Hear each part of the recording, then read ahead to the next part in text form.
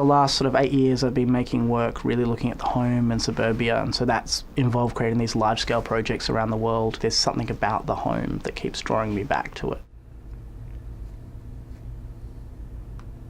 I moved here to New York as a painter, and then I guess I was kind of looking for some sort of authenticity in my work, and I started to look at my origins in the suburbs. I didn't come from this sort of urban city context. I'm someone who grew up in suburbia, and I started to look at those, I guess, where that early creativity came from, and I guess the thing that made me want to escape where I grew up from as well, and that early impetus to leave. And that sort of was a very personal investigation looking at suburbia, and then very quickly it's sort of become a lot bigger.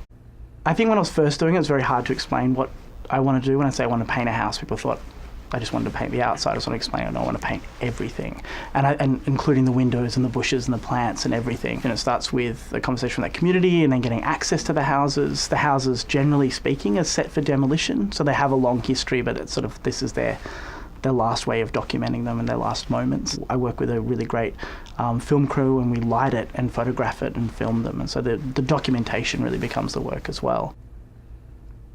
These aren't the kinds of communities that generally have arts festivals, or generally it's not where you would find a large-scale art installation as well. So you start to talk to neighbours and sort of let them know what you're doing ahead of time, because I don't want to be in there and annoy anyone, or feel like we're imposing ourselves into a neighbourhood. And I think people understand what's going on, but there's always like a moment of revelation when they're kind of standing in the street with us, and there's these film lights and the house is painted, that they kind of, I don't know if people, the innocuous knock on their door or a letter in their letterbox trying to explain a project, I don't think they realise the scale of it sometimes until they're standing there. Everyone grows up with an understanding of home and what that means to them. It becomes bigger than the sum of its parts. It's something that becomes a proxy for family, community, a sense of self and identity, of safety and security, and it has this sense of permanence in people's life.